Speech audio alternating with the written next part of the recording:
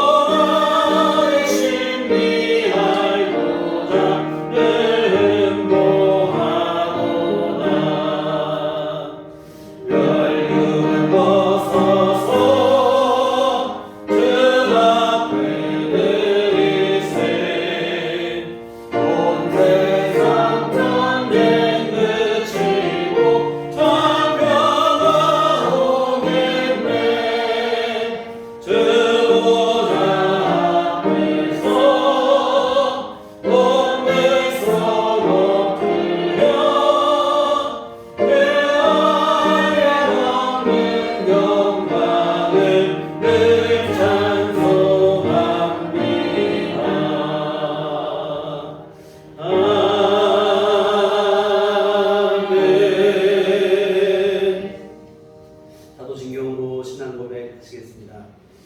전능하사 천지를 만드신 하나님 아버지를 내가 믿사오며 그의 아들 우리 주 예수 그리스도를 믿사오니 이는 성령으로 잉태하사 동정녀 마리아에게 나시고 본디오 빌라도에게 고난을 받으사 십자가에 못 박혀 죽으시고 장사한 지 사흘 만에 죽은 자 가운데서 다시 살아나시며 하늘에 오르사 전능하신 하나님 우편에 앉아 계시다가 그리로서 산 자와 죽은 자를 심판하러 오시리라. 성령을 믿사오며 거룩한 공예와 성도가 서로 교통하는 것과 죄를 사하여 주시는 것과 몸이 다시 사는 것과 영원히 사는 것을 믿사옵나이다. 아멘. 성시교독은 교독문 32번입니다.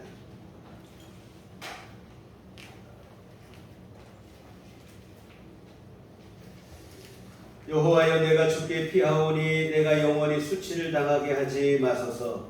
주의 의로 나를 건지시며 나를 끌어주시며 주의 길을 내게 기울이사 나를 구원하소서. 주는 내가 항상 피하여 숨을 바위가 되소서. 주께서 나를 구원하라 명령하셨으니 이는 주께서 나의 반석이시오 나의 요새이시니라. 나의 하나님이여 나를 악인의 손 곧 불의한 자와 흉악한 자의 장중에서 피하게 하소서. 주 여호와여 주는 나의 소망이시오 내가 얻을 때부터 신뢰함이시라. 내가 모태에서부터 주를 의지하였으며 나의 어머니의 배에서부터 주께서 나를 택하셨사오니 나는 항상 주를 찬송하리이다. 아멘. 성경은 찬송가 3장입니다.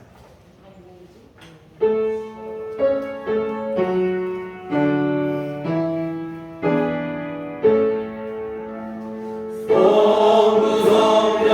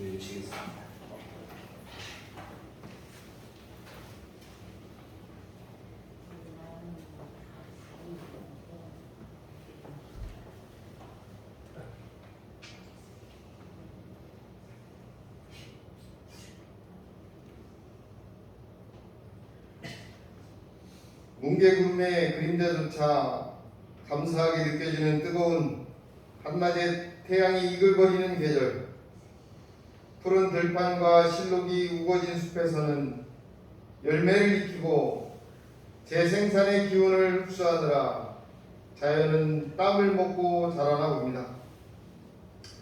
믿음이 연약한 우리는 당연한 순리도 외면하고 불평불만하며 땀의 노고를 희석시키며 살아가는 모습을 부끄럽게 생각하고 믿음의 주를 바라보며 여유를 찾고 미덕을 찾는 존재로 거듭나게 하여 주시옵소서. 연약한 인간이기에 뒤를 보지 못하고 내 눈에만 보이는 것이 다인 양 뻣뻣한 우리의 자아를 십자가의 주님께서 보듬어 주시고 십자가 속에 길과 생명이 있음을 귀한 주일 말씀의 은혜를 덧입혀 주시옵소서. 주님 없이는 아무것도 할 수 없는 부족한 저희들을 불쌍히 여겨 주시옵소서. 주님의 한없는 자비와 은혜로 보잘것없는 저희들이 주님의 자녀가 되었고 또 주님의 나라를 세우는 일에 쓰임받고 있음을 믿습니다. 귀한 보배를 담고 있는 질그릇밖에 되지 않는 저희들이 정치, 경제, 사회, 문화 모든 면에서 어려운 상황 속에 빠져 있는 지금 인내하게 하시고 포기하지 않게 하여 주시옵소서. 건강의 문제도 재정적인 고통으로 또 관계의 어려움으로 기도하는 사람들이 있습니다. 주님 그들을 불쌍히 여기시어 그들의 고통에 함께하여 주시고 그들의 기도에 응답하여 주시옵소서. 주님 이 나라 이 민족 위에 간절히 기도합니다. 모든 백성과 위정자들이 자기 자신만의 이득만 생각하고 서로 다투지 않게 하여 주시옵소서. 나라와 민족을 위해 희생하고 사랑하는 사람들이 되도록 하여 주시옵소서. 국민들도 자신만이 의롭고 자신만이 옳다고 주장하지 않게 하여 주시옵소서. 그 무엇보다도 이 나라가 주님을 두려워하고 주님의 창조 질서를 지켜나가는 아름다운 나라가 되도록 하여 주시옵소서. 저희의 삶이 예배가 되기를 간절히 원합니다. 저희의 삶이 감사와 찬양의 제사가 되기를 간절히 원합니다. 생활의 모든 부분에서 하나님을 인정하게 하시고 주님께서 명하신 대로 세상 끝까지 주님의 증인이 될 수 있는 능력과 사명을 허락하여 주시옵소서.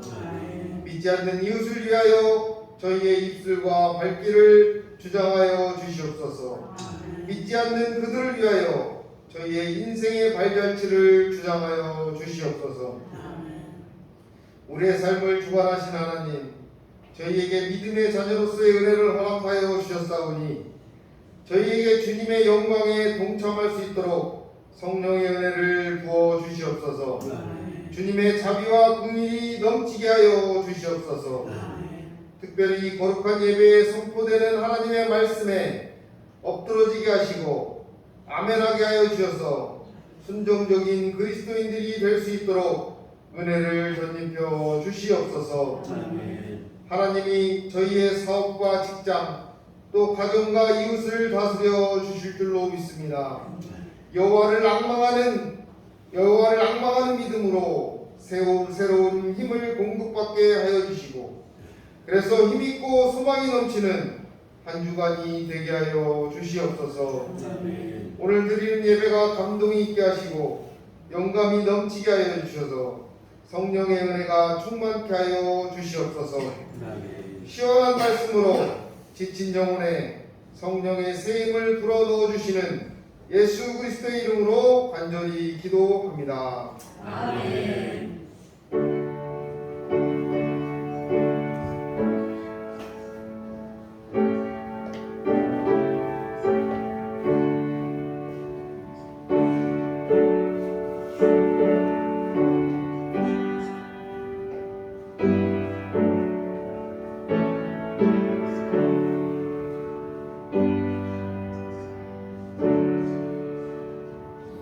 주님 가르쳐준 기도 하시겠습니다.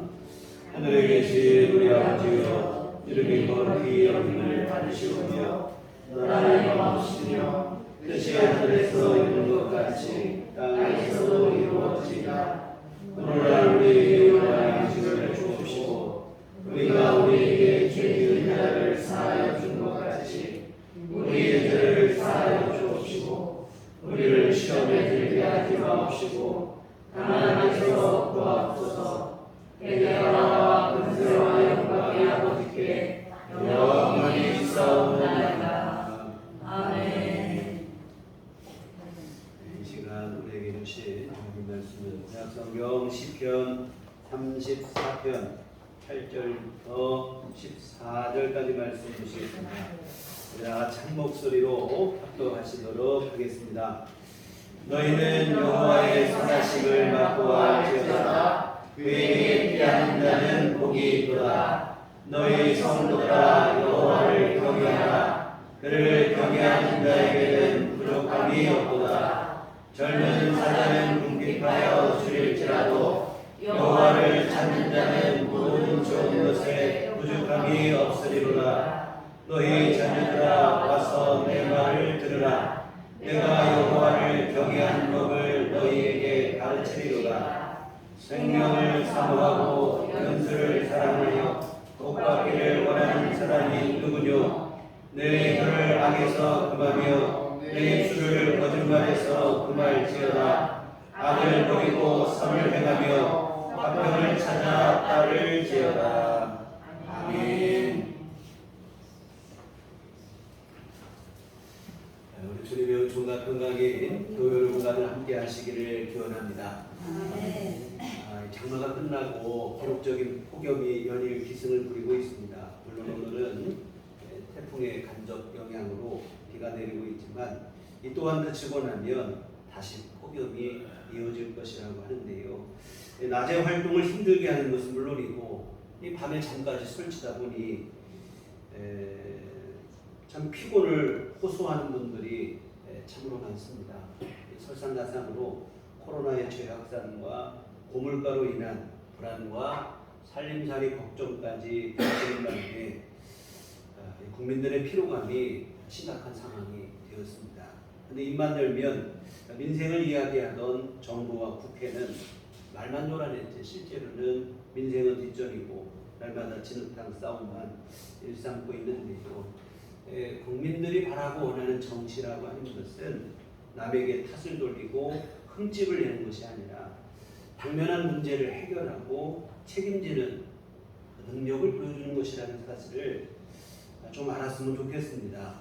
바라기는 국민들의 고충과 아픔에 귀를 기울이고 진심을 담아내는 정치를 좀 보면 좋지 않겠나 하는 생각을 해봅니다.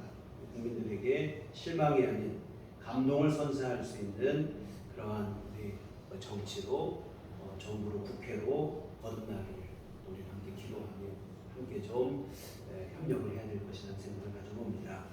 오늘 본문은 다윗의 시편으로 오늘 우리가 읽으신 말씀은 시편 34편의 중반부를 보셨는데 오늘 본문 전에 있는 초반부의 기록을 보면 이 엄청난 구원의 역사를 경험한 후에 기록한 것 같은 그런 느낌이 강하게 들어요. 자신의 기도와 간구에 응답하여 구원을 베풀어 주신 하나님께 감사와 찬송을 돌릴 뿐만 아니라 이 시를 읽는 독자들을 향해서도 자신과 함께 하나님의 이름을 높이자 이렇게 제안을 하고 있습니다. 그래서 모든 어려움에서 구원하신 하나님, 그 하나님은 광대하시고 위대하시다 찬양하고 있습니다. 이 같은 내용을 신앙의 찬송의 내용을 미루어 볼 때 엄청난 구원의 역사를 경험하였음이 분명하게 느껴집니다. 그런데 오늘 본문의 시편은 우리가 상상하는 것 같은 그런 엄청난 구원의 역사를 경험한 후에 기록한 시편이 아닙니다. 우리 예상과는 좀 거리가 있는 배경을 갖고 있는데 오늘 표제를 보시면 다윗이 아비멜렉 앞에서 미친 채 하다가 쫓겨나서 지은 시 이렇게 되어 있어요. 미친 척 흉내를 내다가 쫓겨나서 지은 시라 영광스러운 구원이라기보다는 어찌 보면 수치스럽고 치욕스러운 일을 경험했다는 말이 더 어울릴 법한 그러한 상황. 오늘 본문의 내용과 잘 매치가 되지 않죠. 이 사무엘상 21장이 오늘 본문의 배경이 되는 사건인데 다윗이 사울 왕의 시기를 받아 도피 생활을 하던 때 일어난 일입니다.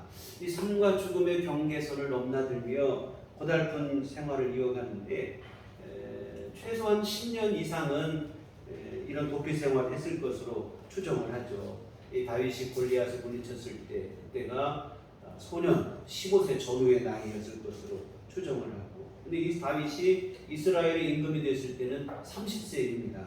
그러니 아무리 적게 잡아도 10년 세월 이상을 도피 생활을 했다는 결론이 나오는데 젊은 청춘을 도피 생활로 도둑맞은 거와 똑같은 일이 되어집니다. 여간 힘든 일이 아니죠.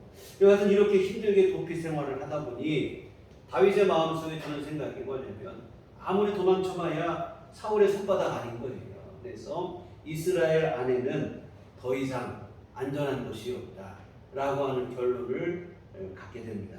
그래서 내린 결정이 뭐냐면 이스라엘과 적대 관계에 있는 블레셋 땅으로 내가 떠나야 도피 생활을 해야겠다. 블레셋 땅이라고 하면 아무리 이스라엘의 임금인 사울이라고 해도 적대국의 땅까지 힘을 미치지는 못하거든요. 그래서 호랑이 굴로 들어가는 건 똑같은 일이 되는데 호랑이 굴이 위험하긴 하지만 호랑이에게만 잡히지 않으면 제일 안전한 것이 또 호랑이 굴 아니겠어요? 그래서 같은 다윗이 블레셋 땅으로 도피할 것을 결정을 합니다. 그런데 블레셋 땅에서 이미 다윗은 너무 유명한 사람이 되어 있었던 거예요. 그도 그럴 것이 다윗이 그 블레셋 최고의 장수였던 골리앗을 물리친 장군인이다 보니까 이 다윗을 모를 사람이에요. 그런데 다윗은 그런 줄도 모르고 블레셋 왕 앞에 나아가서 망명을 신청하게 됩니다.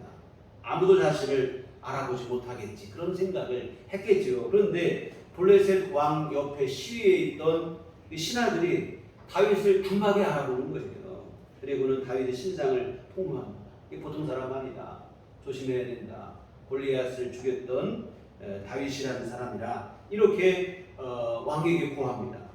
아무도 자기를 모을 줄 알았는데 순간 다윗이 너무 당황스럽고 두렵죠. 자칫하다가는 꼼짝없이 붙잡혀 죽을 상황이 되었으니 이 여우를 피하려다가 호랑이를 만난다고 하는데 그런 격이 되고 말았습니다. 그런데 다윗은 그 절체절명의 순간에 기지를 발휘합니다. 블레셋 왕 앞에서 미친 사람인 것처럼 흉내를 내고 연기를 한 것이 자기 수염에 침을 질질 흘리고 대문에는 알 수 없는 글자를 막 그적거리기 시작하면서 이렇게 지내는 거예요. 이 미친 사람이 하는 행동을 그대로 흉내를 낸 것인데요. 그 모습을 본 블레셋 왕은 저런 사람이 무슨 다윗이냐, 이는 그냥 미친 사람 아니냐며 다윗을 내쫓아 버립니다. 이 순간적 기지로 인해 다윗이 죽음의 위기를 간신히 모면을 하게 됐죠. 이런 일이 있은 후에 기록한 시편이 바로 오늘 본문 시편 34편입니다. 우리가 상상한 것처럼 영광스럽고 위대한 구원의 역사를 경험한 후에 기록한 시편이 아닙니다. 본문의 내용만으로 미뤄 짐작하면 이스라엘 백성들이 홍해를 건넌 것 같은 위대한 구원의 역사를 경험한 후에 기록했을 것 같은 그런 느낌이 들지만 실상은 그와 좀 거리가 멀어요. 우리가 상상하는 그런 멋지고 영광스러운 그런 그림이 아니라 이 말이죠. 물론 다 죽게 된 상황에서 극적으로 살아남았으니 안도감이 드는 것은 당연지사겠지요. 그러나 그것은 정말로 말 그대로 잠시일 뿐입니다. 안도감 후에 상대적인 모멸감과 수치심, 자괴감이 찾아오는 것이 인지상정입니다. 위기를 모면하는 과정이 그렇게 은혜스럽지를 못하잖아요.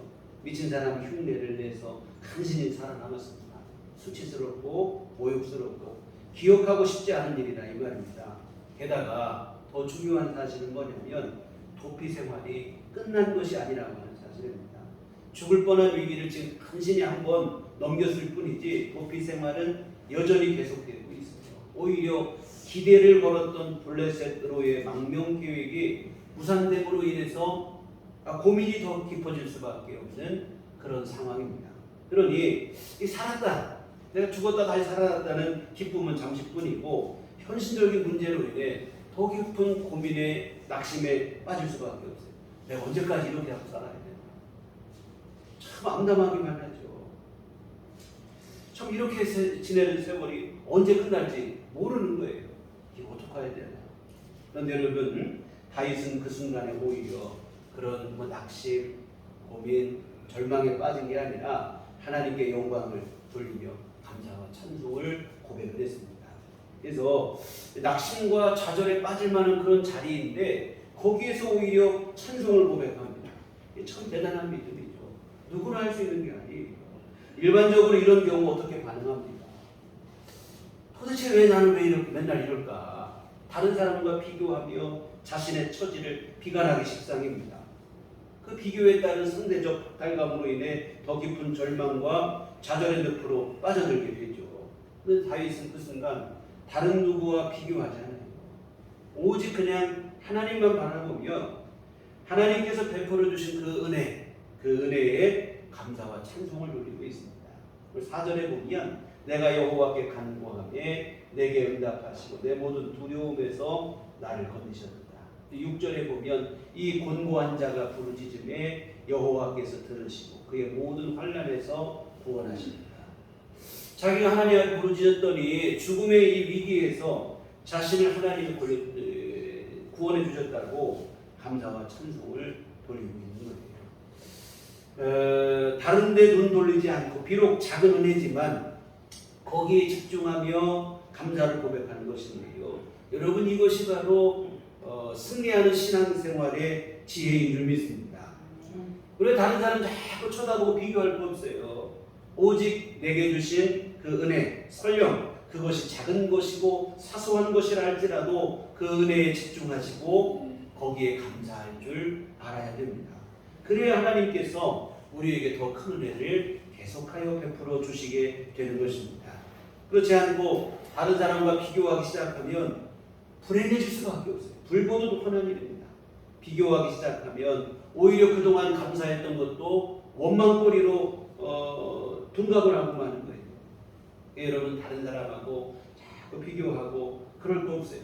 자신과 함께 하시는 하나님만 바라보고 하나님께서 지금 내게 내려주신 그 은혜에만 집중하여 그 은혜에 감사하며 사는 것이 지혜입니다.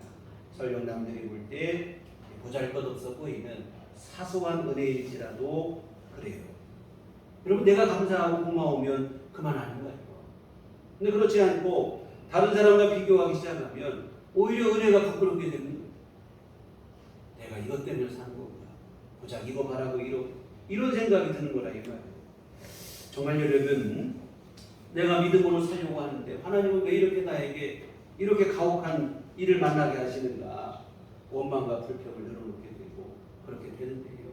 다윗이 정말 그런 상황이었어요. 그러나 다윗은 하나님만 바라고 지금 내게 베풀으신 그 은혜에만 집중하고 진심으로 감사를 고백하고 있습니다. 남들이 볼 때 그게 뭐 감사할 거리나 되냐고. 미친 사람 흉내내다 뭐 간신히 살아냈으니 이거 뭐 부끄러운 일 아니냐고 이렇게 말할 수 있는 일이지만 다윗은 진심을 담아 감사를 고백하고 있습니다. 그러면 다윗에게 도대체 어떤 믿음이 있었기에 이런 감사와 찬송을 고백하게 되었나? 다윗이 갖고 있는 믿음의 내용은 뭔가 하면 9절입니다. 너희 성도들아 여호와를 경외하라. 그를 경외하는 자에게는 부족함이 없도다. 이 하나님을 경외하는 자에게는 부족함이 없으리라고 하는 믿음, 이게 바로 다윗이 갖고 있는 믿음입니다. 이 경외라는 말은 사랑과 두려움, 존경 이런 것이 다 복합되어 있는 그런 단어라고 생각하시면 되는데, 이와 같은 하나님을 경외하면 그러한 자에게는 하나님께서 함께 하셔서 조금도 부족함이 없게 해주실 것이라고 하는 확신을 가지고 있는 거예요. 지금 당장 모든 위기에서 벗어난 것은 아니지만 내가 지금 이 상황에서도 하나님을 경외하면 하나님께서는 반드시 나를 승리의 자리로 이끌 것이라고 하는 그 확신을 가지고 있는 거예요. 그러니 당장 볼 때는 다소 실망스러울 수도 있고 절망스러울 수 있는 상황이지만 하나님께 찬송을 돌립니다. 섣불리 원망하거나 불평하지 않아요. 좌절하거나 포기하지도 않습니다. 절망 속에서도 끝까지 하나님을 붙잡습니다. 오히려 하나님께 찬송과 영광을 보여요. 이 믿음인 거예요. 참 사실은 이게 말은 쉬운데 참 어려운 일이거든요. 대단한 믿음이에요. 다윗이 오늘 본문의 시편을 기록했을 때 아무리 많이 잡아도 20대 초반을 넘지 못했을 게 분명합니다. 20대 초중반, 한참 젊은 나이잖아요. 근데 그 나이에 이미 이런 성숙한 믿음의 소유자가 되었으니 참 놀라울 따름인데요. 사랑하는 성도 여러분, 고난과 시련 앞에서도 우리 섣불리 판단하거나 좌절하거나 낙심하지 않았으면 좋겠습니다. 오늘 다윗은 낙심할 만도 하고 절망할 만도 한데 하나님께 원망하거나 불평하지 않고 오히려 하나님 앞에 자신의 입을 열어 감사의 찬송을 고백하고 있습니다. 하나님을 경외하는 믿음만 분명하면 모든 것을 합력하여 손을 이루신 하나님께서 자신을 반드시 승리하게 하실 것이라는 확신을 그 마음속에 분명히 가지고 있기 때문입니다. 이와 같은 다윗은 하나님을 경외하는 믿음이 분명하면 부족함이 없게 되고 반드시 승리하게 될 것이라는 분명한 믿음을 가지고 있습니다. 이 믿음 때문에 흔들리지 않는 거예요. 고난과 시련 앞에서도 당당한 것이라 이 말입니다. 오늘 여러분 앞에도 고난이 닥쳐오고 시련이 밀려온다 할지라도 정말 다윗과 같이 오늘 여러분의 믿음만큼은 흔들리지 않게 되기를 주의 이름으로 부탁을 드립니다. 믿음으로 사는 자가 승리할 것이라는 그 믿음을 굳게 붙잡으시고 의심하지 마시고 절망하지 마시고 낙심하지 마시고 정말 여러분이 끝까지 주님을 더 굳게 붙잡게 되시기를 부탁을 드립니다.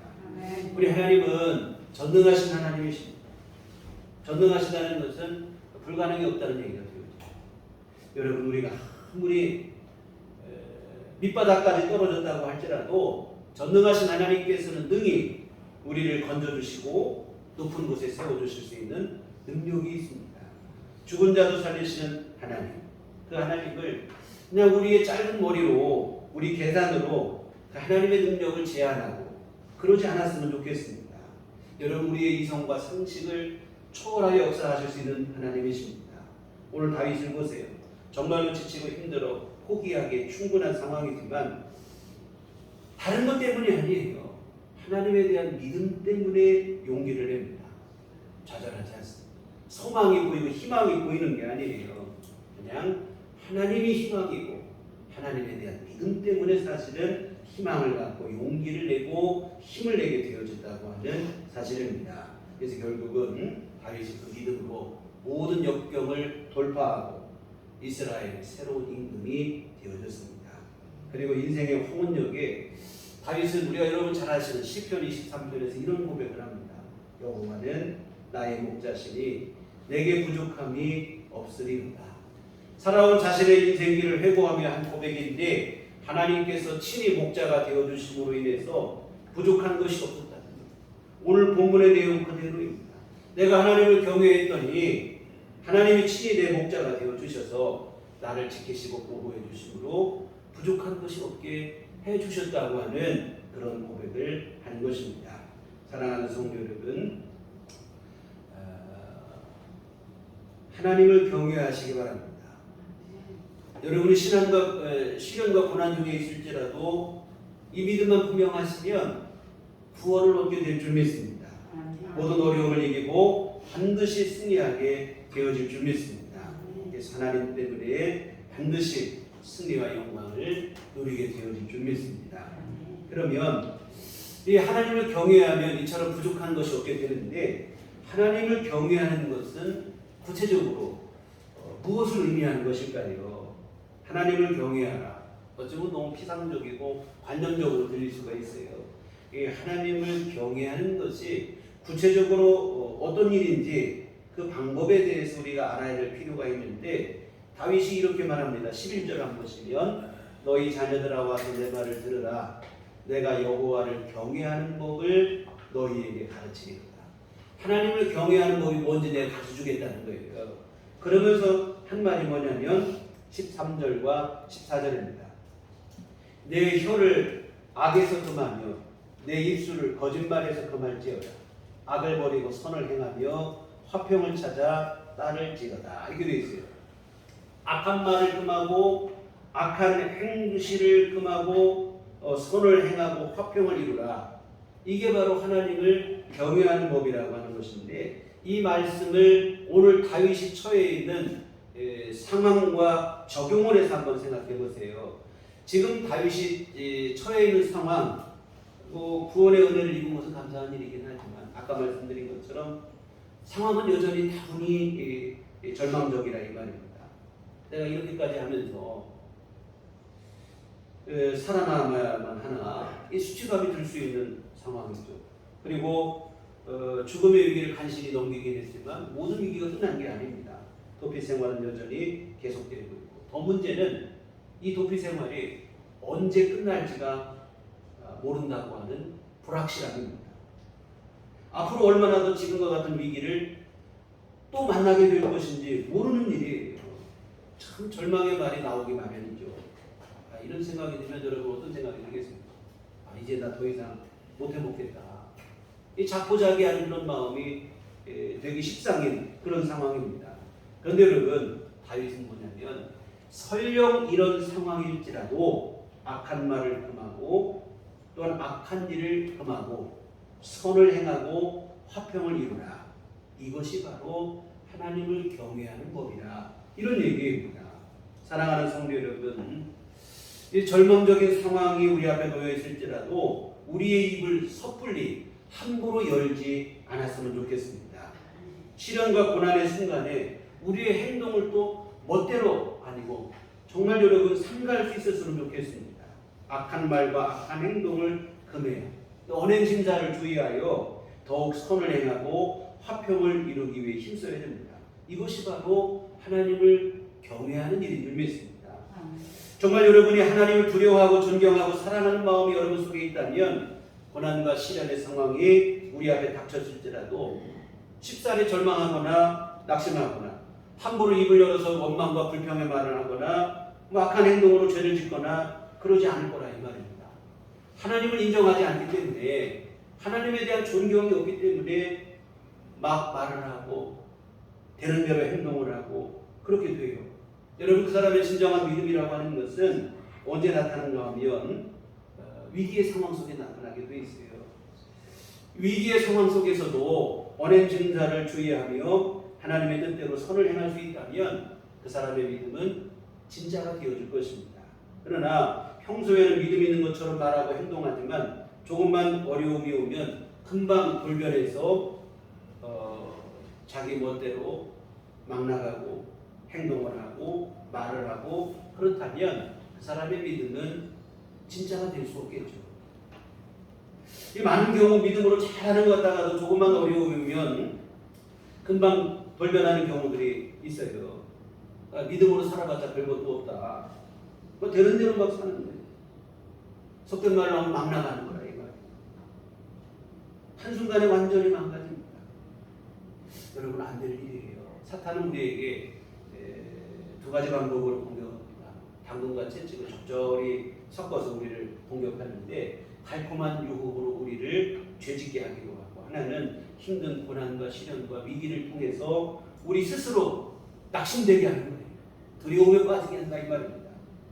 오늘 본문의 상황은 후자가 되겠죠. 채찍으로 우리를 넘어뜨리려는 거예요. 너 이제 발버둥 쳐도 소용없다. 다 끝났다. 상황이 이 지경인데 이때도 너 믿음 타령하겠냐? 너 되는 대로 막 살아라. 사탄이 우리를 유혹하는 거예요.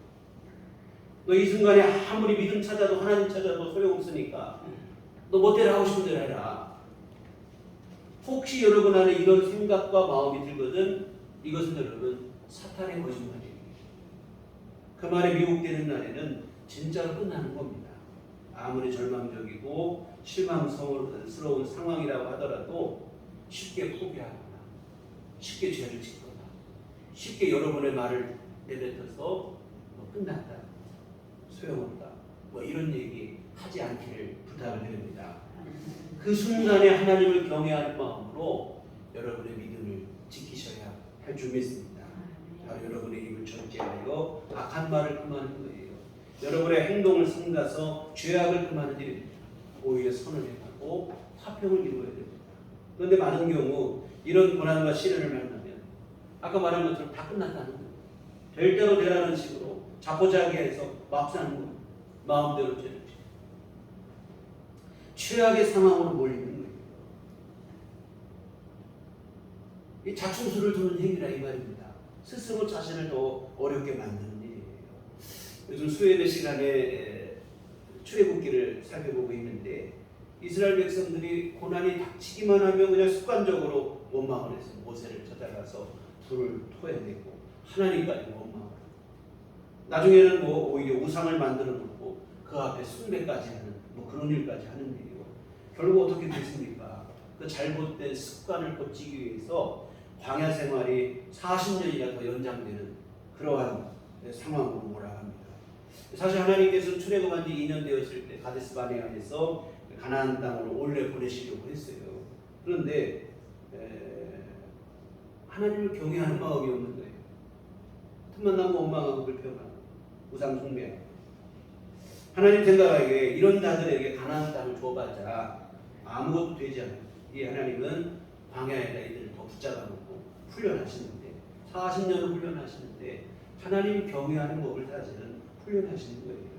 여러분 고난과 시련의 순간에 우리 말과 행동을 더 조심하셔야 될 줄 믿습니다. 죄짓지 마셔야 돼요. 내 스스로 더 힘들게 했다는 거예요. 늘 그렇게 되면 그 타령이 되는 거라 이 말입니다. 믿음으로 고난과 시련을 돌파하셔야 돼요. 훌쩍 뛰어넘으셔서 우리가 더 성장과 성수로 나가야 되는데 자꾸 거기에 똑같이 걸려 넘어지고 또 넘어지고 벗어나지 못하는 거예요. 여러분 하나님을 경외하는 믿음으로 이겨내시기를 부탁을 드립니다. 사랑하는 성도 여러분, 고난이 닥치고 시련이 몰려올 때 여러분 조금도 흔들리지 않는 믿음으로 서시기 바랍니다. 하나님을 경외하는 자는 반드시 하나님의 도움으로도 승리하게 될 것이라고 하는 믿음을 여러분이 더 굳게 붙잡으시길 바랍니다. 그리고 정말로 하나님을 경외하셔서 여러분의 입을 절제하시고 여러분의 행동을 절제하시고 원망과 불평의 말 조금도 여러분 입 밖에 내지 마시고 오히려 하나님 앞에 나가 감사하시고 기도하시고 주를 붙잡으시기를 부탁을 드립니다. 하나님께서 진짜로 하나님 이처럼 경외하는 자를 부족함이 없게 하십니다. 다윗이 아까 말한 것처럼 자신의 인생을 돌아보면서 여호와가 내 목자가 되시고 나 부족한 게 없었다고 고백할 수 있는 그러한 삶을 살게 되어질 줄 믿습니다. 여러분 성경 속의 위대한 믿음의 선조들이 그렇게 살았어요.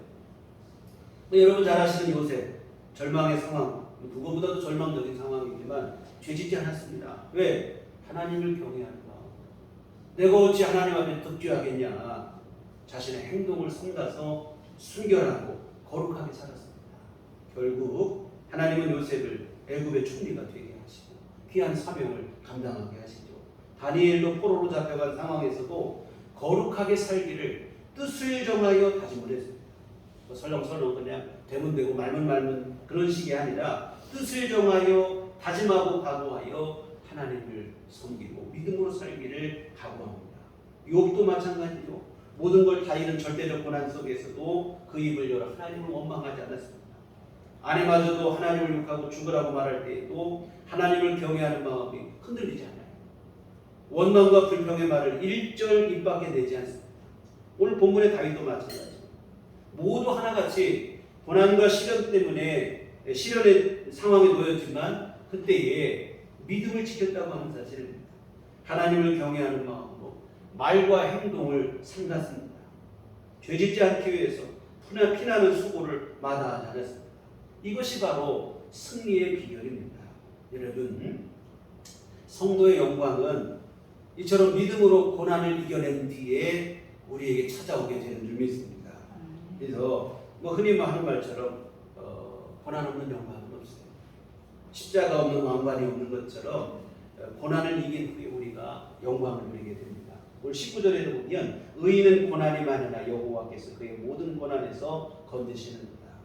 고난을 이긴 후에 영광을 얻어요. 그런데 누가 이런 영광을 누리는가 하면 고난과 시련 앞에서도 하나님을 경외하는 마음으로 말과 행동을 삼가 죄짓지 않고 거룩하게 산 사람이 이런 영광을 받아 누리게 되는 것입니다. 사랑하는 성도 여러분, 고난과 시련 앞에서, 위기의 상황 앞에서 절대로 죄짓지 마시기를 부탁을 드립니다. 고난과 시련이 우리를 무너뜨리는 것 같지만 사실은 고난 때문에 직접적으로 무너지는 게 아니고 고난과 시련 앞에서 믿음을 지키지 못하기 때문에 무너지는 거예요. 고난 때문에 무너지는 게 아니고 사실은 믿음을 지키지 못하기 때문에 무너집니다. 고난과 시련에 쓰는 게 아니고 여러분이 하나님을 경외하는 마음, 그 믿음을 분명히 하셔서 말과 행동을 삼가고 믿음을 지키면 우리는 어떤 고난과 위기 상황도 반드시 돌파하고 극복하고 승리하게 되어집니다. 여러분, 잠언 기자의 본면처럼 지킬 만한 무엇보다 여러분의 마음을 지키시기를 부탁을 드립니다. 어떤 고난과 시련의 상황이 닥쳐오더라도 육신적인 감정에 치우치지 않았으면 좋겠습니다. 사탄의 거짓말, 이 속임수에 넘어지지 않았으면 좋겠습니다. 여러분의 마음을 지키고 생각을 지키고 말과 행동을 지키시기를 바랍니다. 섣부른 원망과 절망은 금물입니다. 즉시로 주님 앞에 나아가 기도하시고 더욱 주님을 붙잡고 의지하시기 바랍니다. 이게 바로 오늘 본문이 말하는 하나님을 경외하는 방법이고, 그리고 이처럼 하나님을 경외하는 자는 부족함이 없는 하나님의 은총을 받아 누리게 되어 있습니다. 하나님께서 분명히 말씀하셨어요. 사무엘서에 보면 나를 존중히 여기는 자를 나도 존중히 여기고 나를 멸시하는 자를 나도 경멸하리라. 하나님을 존중하는 사람 하나님도 존중히 여겨주시겠다는 거예요. 여러분, 하나님을 경외하고 하나님을 존중하시기 바랍니다.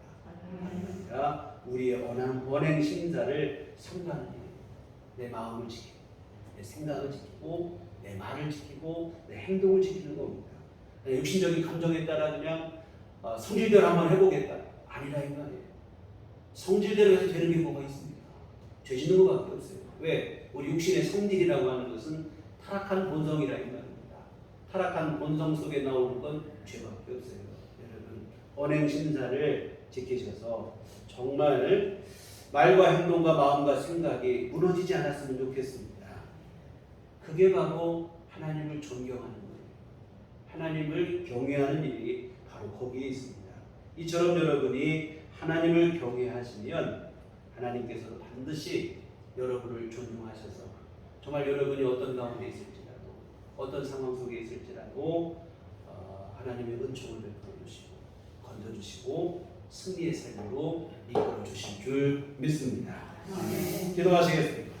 하나님 아버지, 하나님을 경외하는 법을 배우게 하여 주시옵소서. 하나님의 은혜를 구하는 것 같다가도 조금만 힘들고 어려우면 금방 우리의 말이 바뀌고 행동이 바뀌고 마음이 바뀌고 생각이 바뀌어서 원망과 절망 가운데 빠지고 육신적인 감정에 빠지고 그럴 때가 있는데, 주여 우리를 불쌍히 여겨 주시옵소서. 언제나 우리 마음이 생각이 우리 말과 행동이 무너지지 않게 하여 주시옵소서. 하나님을 경외하며 믿음으로 우리 생각하고 말하고 행동하고 할 수 있도록 도와 주시옵소서. 이처럼 하나님을 경외하는 자 하나님께서 부족함이 없도록 인도하실 것이라는 굳건한 믿음을 우리 안에 허락하여 주시옵소서. 늘 주님을 존중히 여기고 경외하는 믿음 변치 않는 우리 모두가 되게 하여 주시옵소서. 예수님 이름으로 기도했습니다. 찬송가 우리 342장 찬송하시도록 하겠습니다.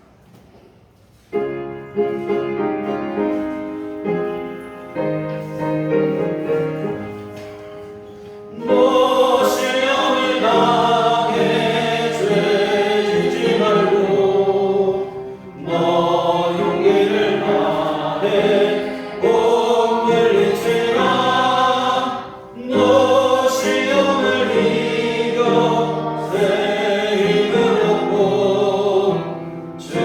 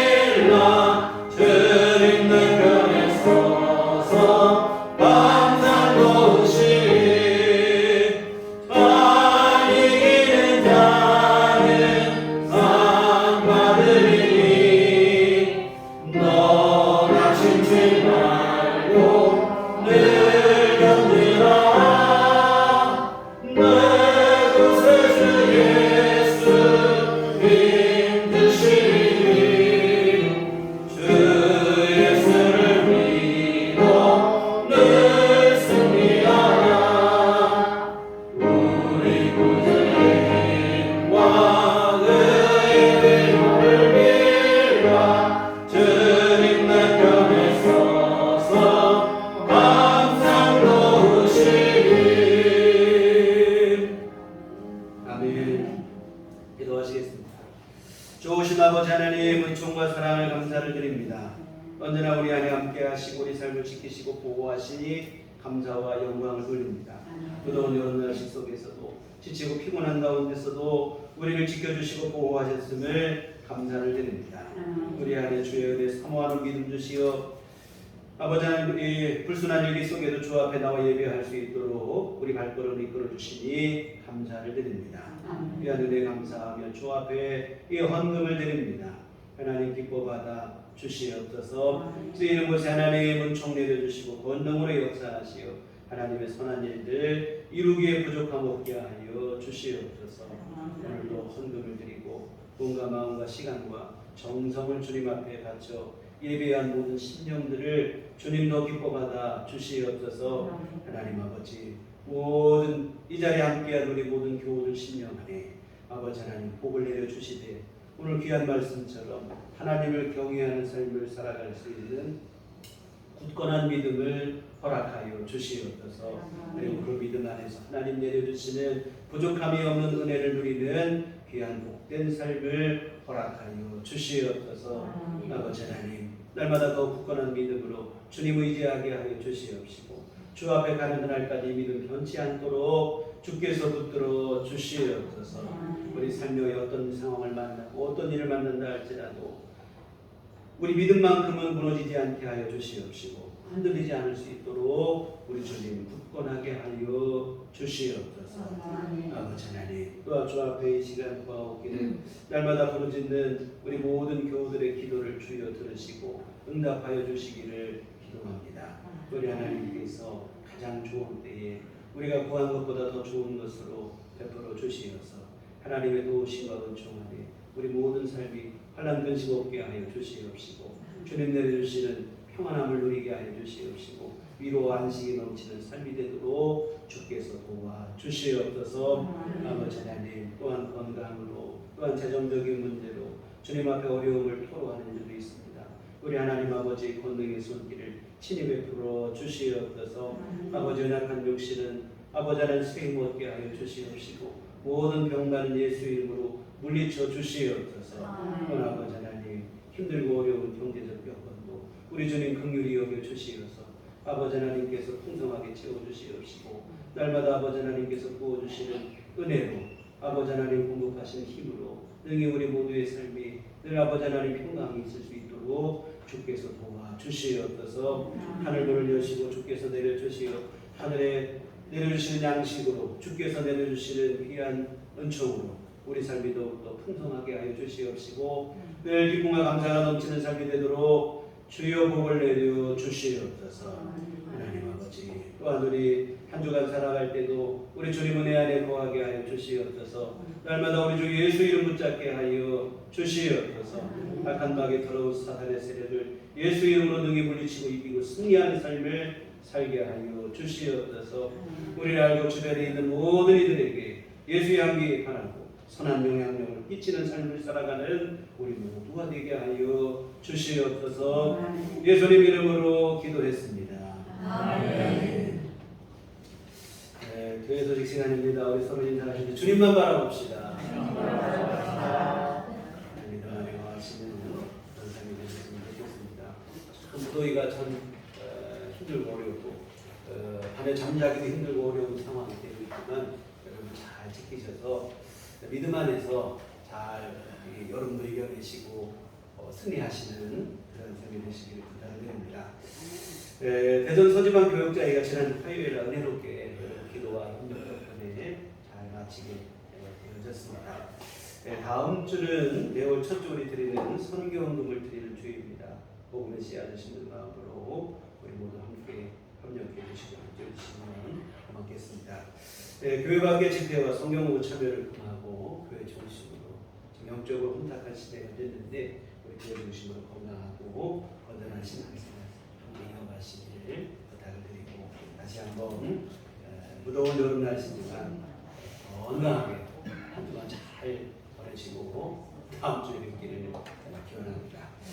우리 다 같이 자리를 하셔서 서로를 축복하시며 평안을 너에게 함께 진행하시도록 하겠습니다.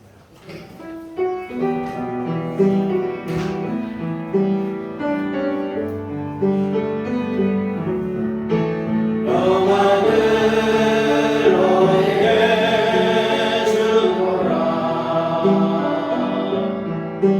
세상이 줄 수 없는,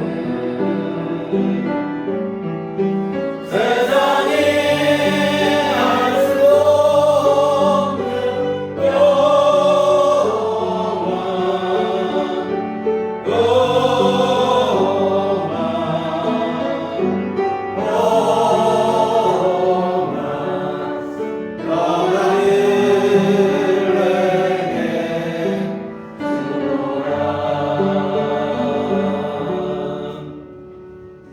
오직 성령이 너희에게 임하시면 너희가 권능을 받고 예루살렘과 온 유대와 사마리아와 땅 끝까지 이르러 내 증인이 되리라. 우리가 주의 증인이 되리라. 이제는 우리 주 예수 그리스도의 구속의 은혜와 하나님 아버지의 극진하신 사랑하심과 성령님의 유력의 통역사 감화감동 충만하심이 주의 배로 세우신 우리들 교회 위에와 오직 하나님만을 경외하며 주께서 베풀으시는 종안에 거하기를 소원하는 주의 모든 자녀들의 심령이 가정과 일터와 삶 위에 지금부터 영원토록 함께 계시기를 간절히 축원하옵나이다.